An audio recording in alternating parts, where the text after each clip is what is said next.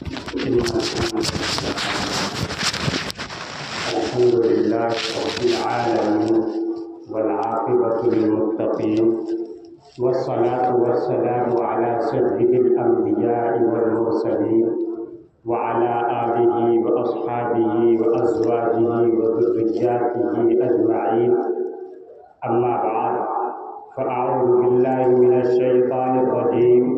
بسم الله الرحمن الرحيم. إنا أعطيناك الكوثر فصل لربك وانحر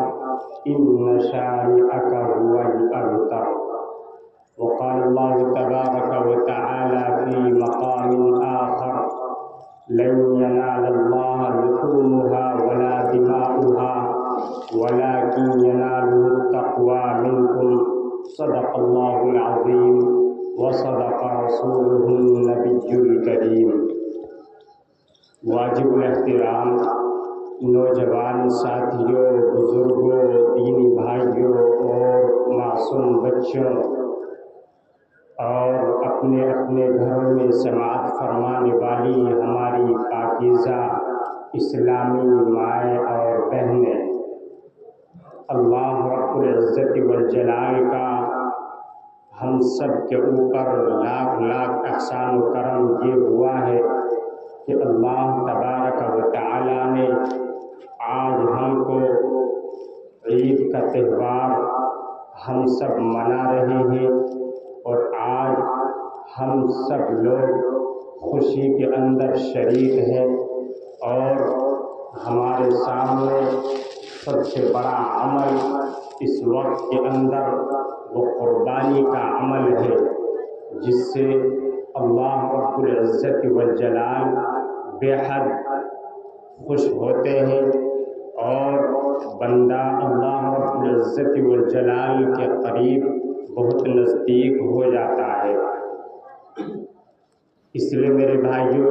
آج تمام مسلمانوں کے لیے اس مہینے کے اندر جو سب سے زیادہ مسرت اور خوشی کی چیز ہے وہ عید الاضحیٰ ہے، یعنی قربانی کی عید ہے۔ اور آپ تمام حضرات اچھی طرح جانتے ہیں کہ پورے سال کے اندر مسلمانوں کے صرف دو تہوار آتے ہیں، ایک عید الفطر اور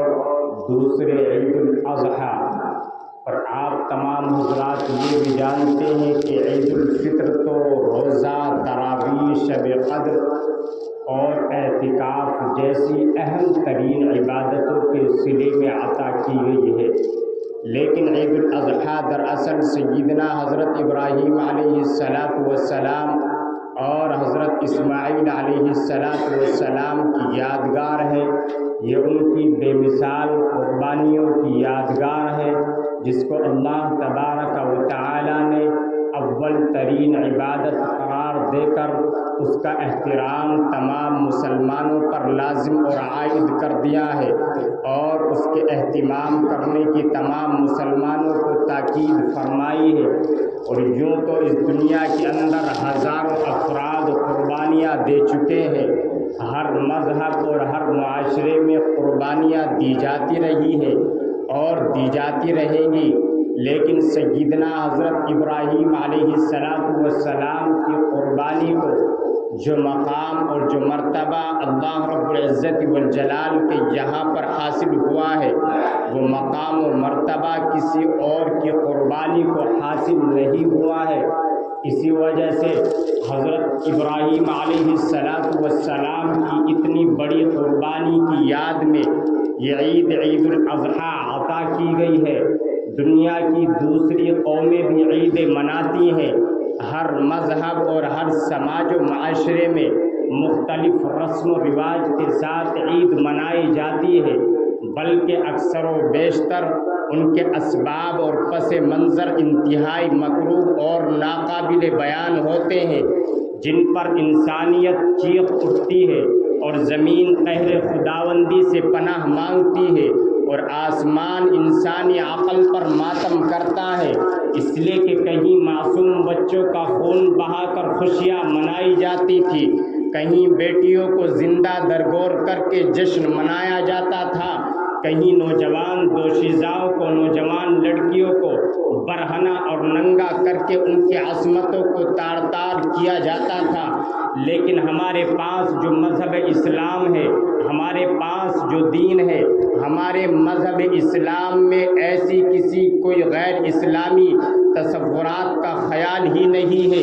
اسی لیے جناب محمد رسول اللہ صلی اللہ علیہ وسلم آج سے 1450 سال پہلے آقائے رحمت محمد عربی صلی اللہ علیہ وسلم اپنی قوم کو گمراہی کے گہرے غار سے نکالنے کے لیے تشریف لائے، اور آپ نے امت کی صلاح و فلاح کی بنیاد رضا الہی پر رکھی۔ چنانچہ جب آپ صلی اللہ علیہ وسلم مدینہ المنورہ کے اندر قیام پذیر ہوئے، یعنی جب آپ صلی اللہ علیہ وسلم مدینہ المنورہ کے اندر تشریف لے گئے تو آپ نے دیکھا کہ لوگ زمانہ جاہلیت کے طور طریقوں پر تہوار مناتے ہیں، کہیں پر ناچنا گانا اور ڈھول تماشوں کا اہتمام کرتے ہیں۔ اسی وقت اللہ کے نبی صلی اللہ علیہ وسلم نے ارشاد فرمایا، اے لوگو، یہ تمام کی تمام باتیں زمانہ جاہلیت کی باتیں ہیں، یہ تمام کے تمام کام زمانہ جاہلیت کے کام ہیں، یہ تمام کے تمام گناہ کے کام ہیں۔ اس لیے آپ صلی اللہ علیہ وسلم نے ارشاد فرما دیا تھا، مجھے اور آپ کو سمجھا دیا تھا کہ آج سے مسلمان صرف 2 عیدیں منایا کریں گے، ایک عید الفطر اور دوسرے عید الاضحیٰ۔ اسلام میں اس طرح کی تمام خرافات و بدعات اور تباہ کر دینے والے تمام رسم و رواج کو ختم کر دیا گیا تھا، اور یہ حکم دے دیا گیا تھا، اللہ رب العزت والجلال نے یہ حکم دیا، الیوم اکملت لکم دینکم واتممت علیکم نعمتی، کہ آج میں نے تمہارے لیے تمہارے دین کو مکمل کر دیا، اور میں نے تمہارے لیے نعمت اسلام کو، اسلام جیسی پسندیدہ چیز کو میں نے تمہارے لیے پسند کیا ہے۔ اس لیے آج سے جو مسلمان ہے اور اللہ اور اس کے رسول صلی اللہ علیہ وسلم پر ایمان رکھتا ہے، انہیں جوان بیٹیوں کی عزتوں سے کھلواڑ کرنے کی ضرورت نہیں ہے، ان کو تہوار کے موقع پر ناچنا گانا اور ڈھول تماشوں کا اہتمام کرنے کی ضرورت نہیں ہے۔ پھر کیا کیا جائے اس دن کے اندر؟ بلکہ مجھے اور آپ کو یہ حکم دیا جاتا ہے کہ سیدنا حضرت ابراہیم علیہ السلام اور حضرت اسماعیل علیہ السلام کی قربانی کو یاد کرے، اور جس کے اوپر قربانی واجب اور ضروری ہے وہ اپنی طرف سے ایک جانور محض رضا الہی کا خاطر اللہ تبارک و تعالیٰ کو خوش کرنے کے لیے آج کے دن ایک جانور کو قربان کر دے، صرف مختصر طور پر اس کے بعد نماز ہو جائے گی۔ قربانی کا مقصد یہ ہے کہ حضرت ابراہیم علیہ السلام کی پوری زندگی مسلسل قربانیوں کا آئینہ ہے، جس میں ایثار و اخلاص کے وہ نمونے نظر آتے ہیں جو ایک سچے اور مخلص دوست کے اندر پائے جاتے ہیں۔ ہر سال سنت ابراہیمی کو ہم مناتے ہیں، ہر سال سنت ابراہیمی کو منانے کا مقصد یہ ہے کہ حضرت ابراہیم علیہ السلام کی زندگی سے سبق حاصل کریں، کیونکہ ایک صاحب ایمان کی پوری زندگی قربانیوں کی بنیاد پر تعمیر ہوتی ہے، اور اسلامی زندگی کی بنیاد ہی قربانیوں پر قائم ہے۔ اس لیے کہ جب کوئی انسان اللہ تبارک و تعالی کے لیے قربانی پیش کرتا ہے تو یاد رکھو اللہ سے بڑھ کر کوئی قدردان نہیں ہے، اور جب اللہ سے بڑھ کر کوئی نوازنے والا نہیں ہے، تو اس لیے ہمیں اللہ تبارک و تعالی کے حکم کو پورا کرنا ہے۔ اسی وجہ سے اللہ رب العزت والجلال نے ارشاد فرمایا، ان تنصروا اللہ ینصرکم، کہ اگر تم اللہ تبارک و تعالی کی مدد کرو گے تو اللہ تبارک و تعالی تمہاری مدد فرمائیں گے۔ جیسے کہ اللہ تبارک و تعالی نے ہر موڑ اور ہر قدم پر سیدنا حضرت ابراہیم علیہ السلام کی مدد فرمائی ہے۔ قربانی صرف اسی کا نام نہیں ہے کہ جب عید الاضحیٰ آ جائے تو ہم ایک جانور کو ذبح کر دیں، بلکہ یہ قربانی ہمیں یہ میسج دیتی ہے، یہ پیغام دیتی ہے، یہ درس دیتی ہے کہ ہم اللہ کی رضا کے لیے اپنی اپنا سب کچھ قربان کر دے اور ہم اپنی نمازوں کو اہتمام کے ساتھ ادا کریں۔ قربانی کرنے کی فضیلت اور ثواب کیا ہے، یہ خدا کی خدائی کا راز خدا جانتا ہے کہ خون بہانے والے کو آج کے دن جو جانور کا خون بہاتا ہے اس کو اللہ تبارک و تعالی الٹا ثواب سے نوازا جاتا ہے۔ اسی لیے اللہ کے آخری نبی جناب محمد الرسول اللہ صلی اللہ علیہ وسلم سے صحابہ کرام نے سوال کیا، اے اللہ کے نبی صلی اللہ علیہ وسلم، آپ ہمیں تھوڑا سا بتلا دیجئے، آپ ہمیں تھوڑا سا سمجھا دیجئے کہ قربانی کیا چیز ہے۔ تو آپ صلی اللہ علیہ وسلم نے فرمایا کہ قربانی جو تم آج کے دن کرتے ہو اور جو تم 3 دن تک کرتے ہو، یہ قربانی آپ حضرت ابراہیم علیہ السلام کی یادگار ہے، یہ حضرت ابراہیم علیہ السلام کی یادگار اور سنت ہے۔ اس لیے میرے بھائیوں، اور پھر صحابہ کرام نے پھر سوال کیا، اے اللہ کے نبی صلی اللہ علیہ وسلم، ہمیں اس سے کیا حاصل ہوگا، ہمیں اس سے کیا فائدہ ہوگا؟ تو پھر میرے اور آپ کے آقا جناب محمد الرسول اللہ صلی اللہ علیہ وسلم نے پھر ارشاد فرمایا کہ ہر بال کے بدلے ایک نیکی ملتی ہے، اور جانور کے بدن پر جتنے بھی بال ہوں گے اتنی ہی نیکیاں تمہارے نامہ اعمال میں لکھی جاتی ہے۔ اور ایک حدیث میں اللہ کے نبی صلی اللہ علیہ وسلم نے ارشاد فرمایا تھا کہ خون کا ایک قطرہ زمین پر گرنے سے پہلے قربانی کرنے والے کی مغفرت ہو جاتی ہے، اور خوش نصیب ہیں وہ لوگ جو اللہ کا یہ حکم پورا کرتے ہیں اور جانور کے ہر بال کے عوض ایک نیکی پاتے ہیں، اور جانور کے جسم پر بے شمار بال ہوتے ہیں۔ آپ اندازہ لگائیے کہ ان کے نامہ اعمال میں کتنی نیکیاں لکھی جاتی ہیں۔ اور ایک حدیث میں اللہ کے نبی صلی اللہ علیہ وسلم نے ارشاد فرمایا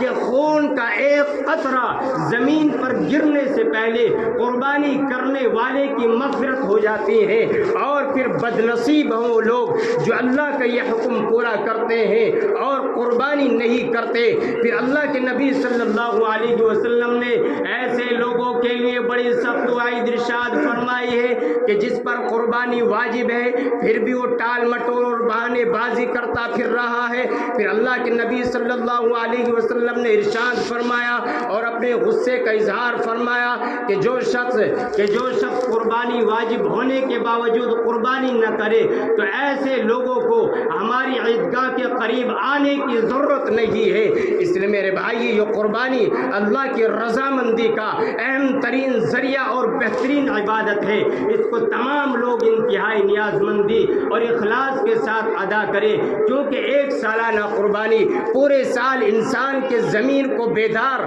اور ایمان کو تازہ رکھتی ہے۔ باری تعالیٰ قربانی کے ذریعے ہمارے جذبہ ایمان کو ٹٹولتے ہیں، اور اللہ رب العزت والجلال کو ہماری قربانی کا گوشت اور خون نہیں پہنچتا،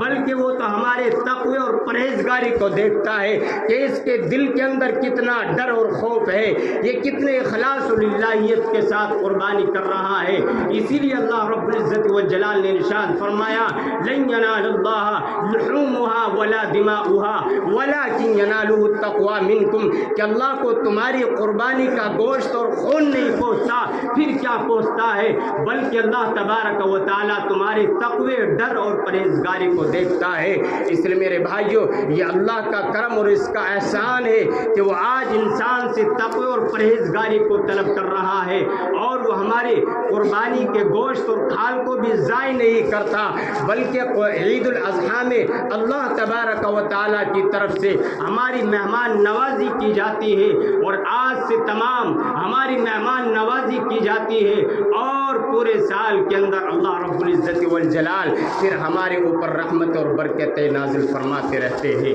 اس لیے میرے بھائیوں، اب صرف مختصر آپ یہ سمجھ لیں کہ جانور کو جب ہم ذبح کریں گے تو اس کا طریقہ کیا ہے۔ آپ جانور کو کعبے کی طرف لٹا دیں، اور جب آپ جانور کو ذبح کریں گے تو یہ دعا پڑھیں گے بسم اللہ اللہ اکبر۔ اگر امام صاحب جانور کو ذبح کر رہے ہیں تو وہ بھی بسم اللہ اللہ اکبر پڑھیں گے، اور جو قصاب کاٹنے والے، گوشت کو کاٹنے والے اور ذبح کرنے والے ہوتے ہیں تو اس کو بھی یہ دعا پڑھنا ضروری ہے۔ کون سی؟ بسم اللہ اللہ اکبر۔ یعنی جتنے بھی لوگ چھری پر ہاتھ لگائیں گے ہر ایک کو یہ دعا پڑھنا ضروری ہے۔ اگر کسی ایک نے بھی یہ دعا نہیں پڑھی تو یہ قربانی نہیں ہوگی،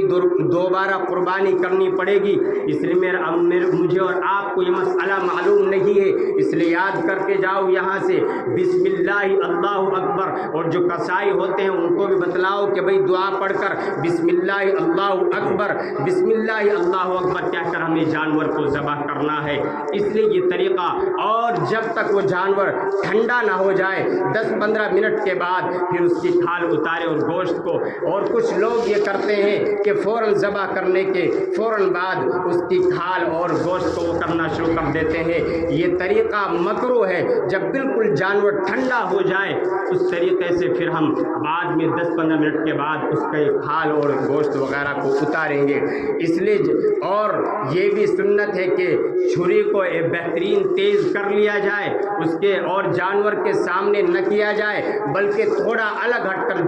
چھری کو تیز کیا جائے۔ اس لیے یہ موٹی موٹی باتیں آپ کو جانور کے ذبح کرنے کے وقت یاد رکھنی ہے، تو انشاءاللہ یاد رکھو گے۔ اور یہ 3 دن تک قربانی ہوگی، آج 10 11 12 3 دن تک۔ اگر کوئی 3 دن سے پہلے قربانی کرے گا تو اس کی قربانی نہیں ہوگی، ایسے ہی 3 دن کے بعد جو قربانی کرے گا اس کی بھی قربانی نہیں ہوگی۔ اس لیے ہمیں اپنی گلی محلوں کا ہمیں صاف صفائی کا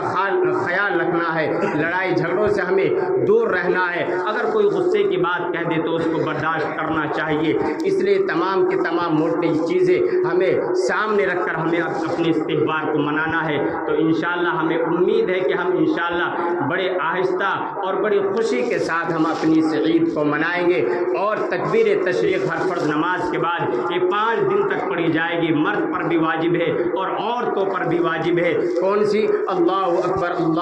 لا الہ الا اللہ واللہ اکبر، اللہ اکبر وللہ الحمد۔ تو انشاءاللہ دعا کیجیے کہ اللہ تبارک و تعالی ہمیں کہنے سننے سے زیادہ عمل کرنے کی توفیق عطا فرمائے۔ آمین وآخر دعواہم الحمدللہ رب العالمین۔ بس اب آپ کو عید کی نماز کا طریقہ بتلا دیا جائے گا، اور پھر عید کی نماز کے بعد جو ہے خطبہ ہوگا۔